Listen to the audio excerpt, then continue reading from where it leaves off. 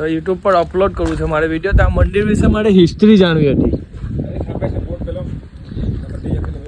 સામે બોર્ડ પર લખેલી છે ને, એટલે એમાં કેવું છે કે તમે 2-3 શબ્દો બોલતે ને મંદિર વિશે, કે આ મંદિર કેવી રીતના પ્રગટ થયું ને ક્યાંથી. પછી બીજા વખત આવે કામ કરવું પડે ને તો ઘરની બહારથી ફોટા પાડ લઈને બાજુમાં જ રહી છે. ગુડ મોર્નિંગ, તો વેલકમ માય ન્યૂ વિડીયો. તો ભાઈ આજે સીન એવું છે કે હું 2 મહિના પહેલા હું મહાદેવના મંદિરે જતો હતો, પણ હવે હું મંદિરે નથી જતો. બાકી આજે ટાઈમ મળ્યો, આજે મળ્યો રજા છે જોબની, તો વિચાર કર્યો કે 2 મહિના પહેલા હું ગયેલો હતો તો વિડીયો બનાવી દઉં એમ. બટ હવે આજે જઈએ મંદિરે, અને મંદિર છે ટેનામાં. અહીંયાથી કંઈ 10 કિલોમીટર જેવું છે અહીંયાથી ટેના, અને ટેનામાં મહાદેવનું મંદિર છે. મહાદેવનું મંદિરનું નામ છે સ્ટેનેશ્વર મહાદેવ મંદિર. એ મંદિરની ખાસિયત એ છે કે સમુદ્ર મંથન સાથે જોડાયેલું છે મહાદેવનું મંદિર. ને ત્યાં રુદ્રાક્ષના ભાઈનું પણ ઝાડ છે. રુદ્રાક્ષના ભાઈનું નામ શું હતું તે કોમેન્ટમાં જણાવજો. બાકી હું તમને ત્યાં જઈને એ ઝાડનું નામ તો કહી ને મંદિર બી તમને બતાવું કેવું મંદિર છે ને કેવી શિવલિંગ છે. બાકી સમુદ્ર મંથન સાથે જોડાયેલું છે. ને ત્યાંના પૂંજારી સાથે આપણે વાત કરીએ જો પૂંજારી મળે તો, ને એના ઇતિહાસનું જાણ કરીએ. બાકી ચાલો આપણે મંદિર જઈને મળીએ. ઘરમાં મમ્મીને જમવાનું પણ ચાલુ થઈ ગયું છે. કેવું લાગે? હવે હવામાં નાસ્તો કરવાની જગ્યાએ જમવાનું. વાહ! જો જમવામાં હોય છે ફિશ, ચાવલ, કઢી ને રોટલા. લઈ જઈએ છે સ્પ્લેન્ડર ઉસ્તાચી. આ 2 ગાડી છે. રુદ્રાન તો ચલાવતો જ નથી આજે, કેટલા 1 મહિનો ઉપર થઈ ગયો ગાડી નથી ચલાવતો. ને સ્પ્લેન્ડર જોબ માટે છે, આને જ લઈ ગયા. એવરેજમાં બેસ્ટ છે એટલે સ્પ્લેન્ડરને જ લઈ જવું પડે. ના પછી કિન્ડર કેટલો મોંઘો આવે ખબર? કેટલો મોંઘો આવે? ચાલ અરે મને જવા દે મંદિરે. જે ટાપ છે ને ભાઈ, સૂર્યદેવ તો 1 નંબર આવેલા છે માથા પર. ને હજુ બી થોડી ઠંડી લાગે છે. ને હવે સ્પ્લેન્ડર લઈને આપણે નીકળીએ છીએ મંદિર માટે. ને અમારા ઘરના સામે ખોડિયાર ને સિકોટર માતાનું મંદિર છે. 26 તારીખે જન્મ જયંતિ પર છે. ના મારું ઘર છે ગરીબ કી ગોલી. એના મંદિર આવી ગયા છે. મંદિરના એક્ઝેક્ટ આગળ છે ને એક આવું તળાવ આવે. તળાવ છે, તમને તળાવ દેખાશે, પાણી લાગે જ નહીં અંદર. તળાવ છે એવું કંઈ લાગે જ નહીં, એમ જમીન છે એવું લાગે, પણ છે તળાવ આખું. આ અંદર છે ને કંઈ વેલી એવું કંઈ આવે ને, આ નામ મને બી ખબર નથી. ને એક્ઝેક્ટ આ તળાવના બાજુ માહેલા રસ્તા પરથી આવવાનું. ને એક્ઝેક્ટ તળાવના બાજુમાં આ મહાદેવ સ્ટેનેશ્વરનું મંદિર છે. હજુ નજીક લઈ જઈને તમને બતાવું ને શિવલિંગના દર્શન પણ કરાવું. જે અહીંયા આવવાના ને તો એકવાર વિઝિટ કરજો. બાકી આ મંદિર છે ને 1 નંબર છે ને સમુદ્ર મંથન સાથે જોડાયેલું છે. ને બાકી મહારાજ મળે ને તો મહારાજને આપણે પૂછીએ આ મંદિર વિશે હિસ્ટ્રી.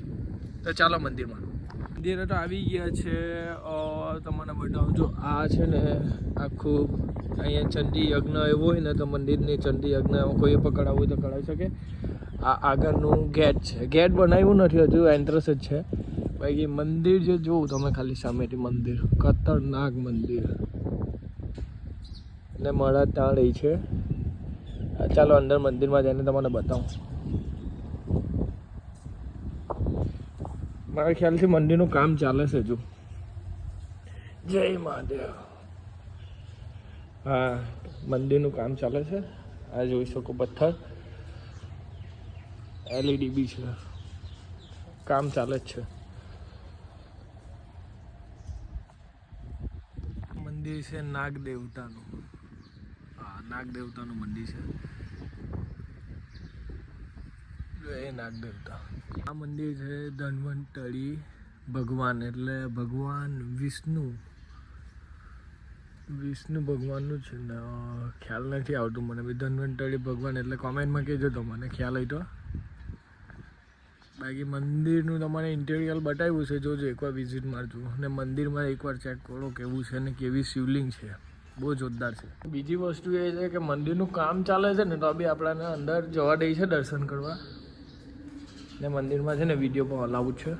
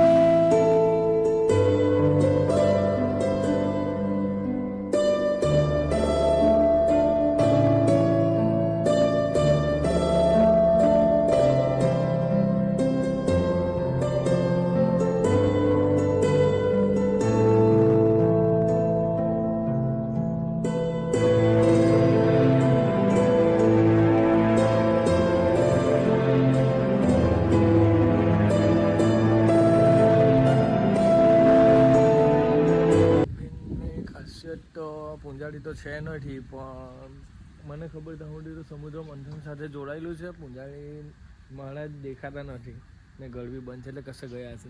ભાઈ મંદિર જોઉં તમે ખાલી. ને મેન વસ્તુ એ છે કે મંદિરના અંદર છે ને કબૂતરા વધારે છે. જે અમરનાથમાં કબૂતર છે ને એવી રીતના અહીંયા પણ કબૂતર બહુ છે.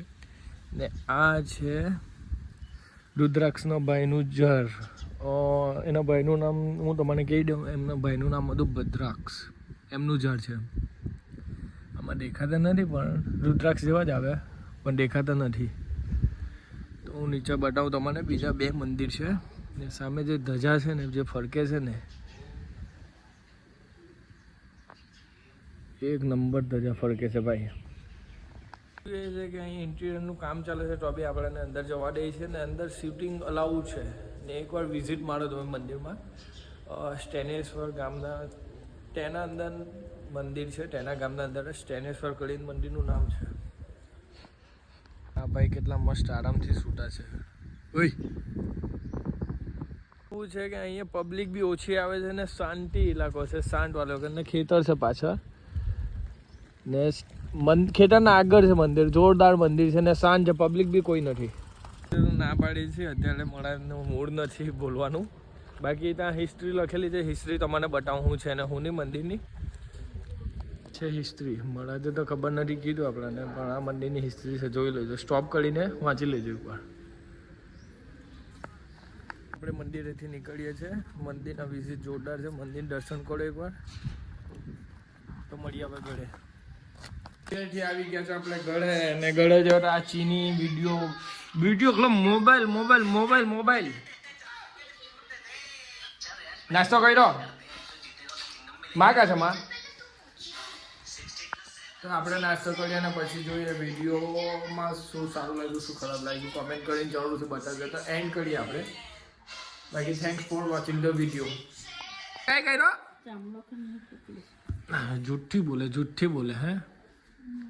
અમે એને નડાવ જા. તું બાનાખોર છે, બહુ મોટી બાનાખોર. અત્યારે મારા છોકરીનો માંગો લાવી છે. જો હું કઈ બોલ હું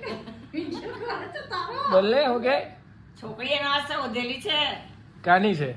બેસનની. હાય દેખાય કેવી? હાડી દેખાય છે. હારી છે, નાક નકશે બધી રીતના હારી છે. મારા તો મેચ થવો જોઈએ. પછી એકદમ બટકી લાવે એ નહીં ચાલે. ના બટકી તું લાવું બટકી લાવ. હા તો ભાઈ અત્યારે છોકરી ઓછવાનું કામ ચાલુ થઈ ગયું છે.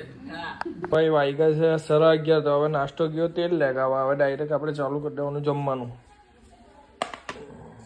ને જમવા સાથે એવું ચાલે ગુજરાતીમાં જેઠાલાલ.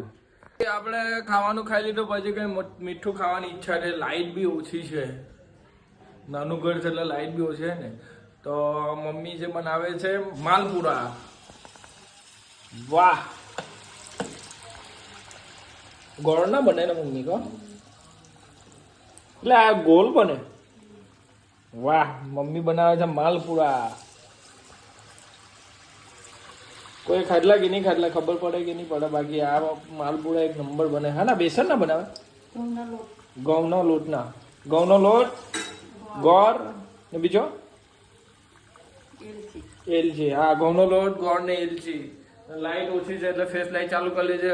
ક્લિયરિટી ખરાબ આવે તો કોઈ કોમેન્ટ કરતા નહીં, કારણ કે આપણે છે ને એકદમ સાદો ને સિમ્પલ ફોનમાં વિડીયો શૂટિંગ કરીએ છીએ. મહેનત ચાલે છે. તમારો સપોર્ટ રહે ને તો આનાથી સારી ક્લિયરિટી વાળો ફોન લઈશ.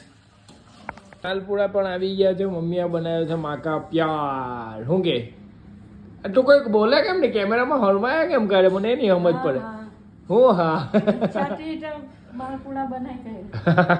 હવે ટેસ્ટ કરીને જોઈએ કેવા છે. એને દેવું લાવ્યો છે જમરૂક. જમરૂક બી ખાવાની છે અને દરાક પણ છે. આ દેવું આવે ને એટલે કે ઊંધા નાટક કરે છે.